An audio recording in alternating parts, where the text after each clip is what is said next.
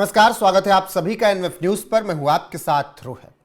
भारत के पूर्वोत्तर राज्यों में क्या कुछ चल रहा है, या वो राज्य जो बांग्लादेश की सीमा से सटे हैं और इधर पाकिस्तान की सीमा से सटे हैं, उधर आसपास क्या चल रहा है। अगर बात करें चिकन नेक पर, तो तनाव लगातार वहां पर बना हुआ है। अब चर्चा हो रही है उस बात की जो कभी जनरल विपिन रावत ने कही थी।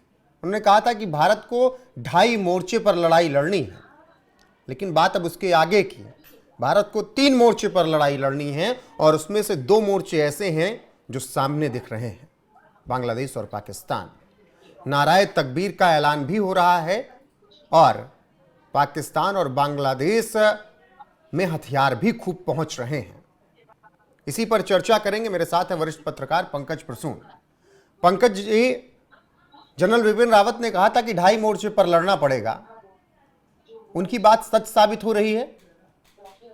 रोहित, पिछले कुछ दिनों से ईस्टर्न बॉर्डर पे, इंडिया के जो पूर्वी बॉर्डर हैं, उस पे बहुत कुछ अजीब हो रहा है, जिसको शायद बहुत कम लोगों ने कवर किया है।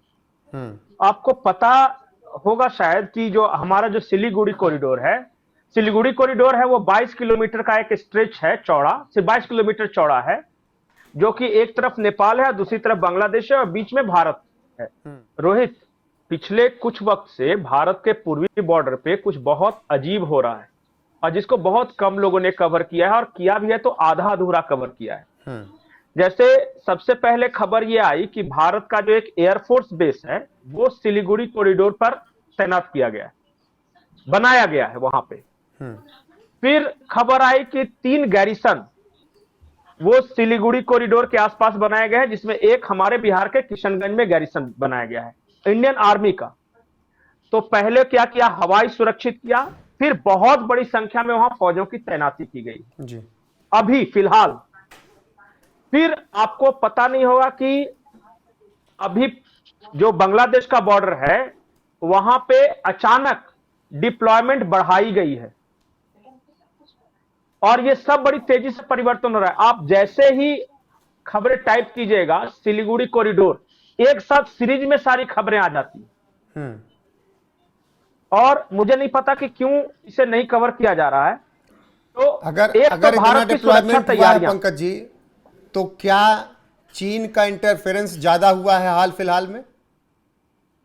नहीं, चीन का इंटरफेरेंस का आप सबसे अच्छा उदाहरण ले सकते हैं कि बांग्लादेश की एयरफोर्स के पास अभी बहुत कम विमान है, और वो पुराने जमाने का है। अभी अभी उसने $2 बिलियन का एक समझौता किया है चाइना के साथ, जिसमें J-10 फाइटर प्लेन्स इसको मिलने हैं। J-10 वही फाइटर प्लेन है जिसमें पाकिस्तान जिसने इस्तेमाल किया था ऑपरेशन सिंदूर के दौरान, और चाइना ने बड़ा शोर मचाया था कि राफेल को मार के गिरा दिया, राफेल को मार के गिरा दिया। अब उसी 4.5 जनरेशन के फाइटर प्लेन को बांग्लादेश खरीद रहा है। अच्छा, बांग्लादेश जब खरीदेगा तो किसके लिए खरीदेगा, क्योंकि उसके आसपास तो और कोई देश है ही नहीं। बिल्कुल। 90% उसका जो सीमा है वो तो भारत के साथ गिरा हुआ है, तो जाहिर तौर पे भारत के लिए खरीद रहा है।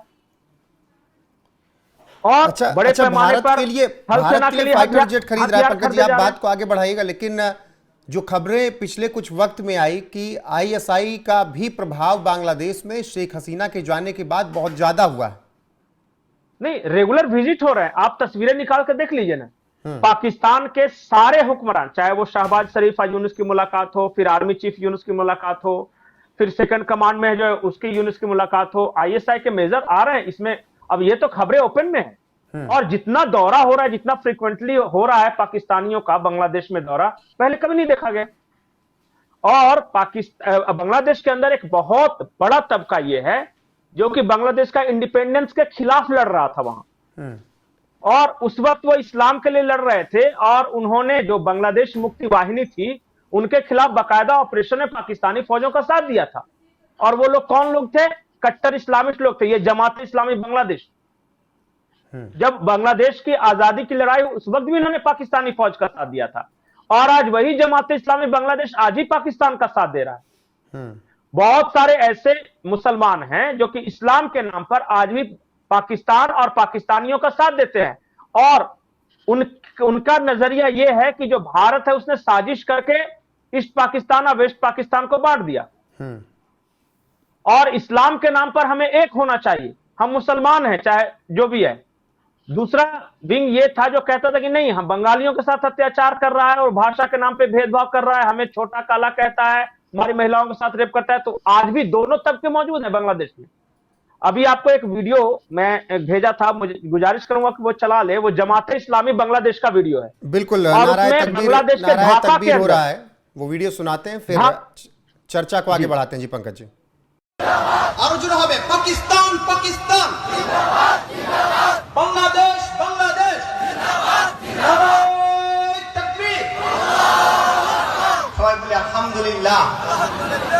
যারা বাজারে এখনো আছেন, আসেন নাই, আল্লাহর রাস্তে আমাদের বিদেশিকারী সাহেবরা এসে গেছেন এবং যারা দাঁড়িয়ে আছেন এখনই মাঠ ভরপুর, হয়তোবা 10-15 মিনিট পরে আপনারা इसी वीडियो का आप जिक्र कर रहे थे जिसके माध्यम से युवाओं को पूरी तरीके से भड़काने की भी कोशिश दिख रही है। बिल्कुल, और ये कहां पे है? ये जमाते इस्लामी बांग्लादेश का ढाका के अंदर ये कॉन्फ्रेंस है। और वहां पे पाकिस्तान जिंदाबाद बांग्लादेश जिंदाबाद एक साथ दोनों नारे लग रहे हैं। और इस तरह के कॉन्फ्रेंसेस शहर शहर आयोजित किए जा रहे हैं। ये तो मैंने ढाका का सिर्फ निकाला, आप जाइए वहां इस तरह के बहुत सारे कॉन्फ्रेंसेस हो रहे हैं। और सिर्फ जमाते इस्लामी बांग्लादेश के नहीं, 15 तंजीमें हैं वहां पे, जिसमें हुजी भी है, वो भी बड़ी संख्या में यह कर रहा है। अंसारुल बंगला है, वो भी बहुत बड़ी संख्या में इस तरह के प्रदर्शन आयोजित कर रहा है। और सब में पाकिस्तान जिंदाबाद और बांग्लादेश जिंदाबाद, इस्लाम जिंदाबाद, ये तीनों नारे लगते हैं। तो ये भारत के लिए खतरा है। अब मैं बता रहा था वो तैयारियों के बारे में। मैंने ये बताया कि J-10 खरीदा है बांग्लादेश ने।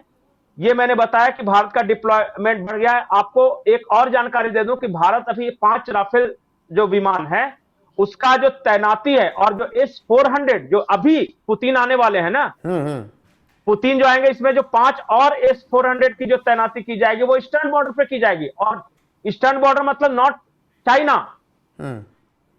वो बांग्लादेश बॉर्डर के आसपास की जा रही है। इसका मतलब बांग्लादेश की तरफ से हवाई हमले का पुख्ता इनपुट है। तो जो अभी जो ऑपरेशन सिंदूर जो होगा पार्ट 2, उसमें आप 2 तरफ से हमले झेलेंगे, एक ईस्ट तरफ से एक वेस्ट तरफ से, आपको दोनों तरफ लड़ना है। और इस बात की तैयारी चल रही है। तो भारत की तैयारी क्या है इस 2 फ्रंट पर लड़ने की तैयारी क्या है? देखिए, भारत के पास इनपुट तो पक्का है। और इनपुट क्या है मैं आपको बताता हूं। पहला इनपुट यह है कि पाकिस्तान इस बार जो है वो सर क्रीक जो गुजरात वाला इलाका है उस इलाके से हमला करेगा। और दूसरा इनपुट यह है कि जो बॉर्डर है, ये लोग कोशिश करेंगे कि हमारा जो सिलीगुड़ी कॉरिडोर है किस तरह डिटैच करे, उसको 22 किलोमीटर सिर्फ अंदर घुसना है और उस पर इतना बमबारी करना है कि वो डिटैच हो रहा है। एक बार मेनलैंड से सिलीगुड़ी कॉरिडोर कटा तो वो नॉर्थ ईस्ट में बहुत भयंकर हमला करने वाले हैं। और उसमें वो अंदर के मिलिशियाज और बांग्लादेशी आर्मी और म्यांमार, वो तीन तरफा हमला होंगे।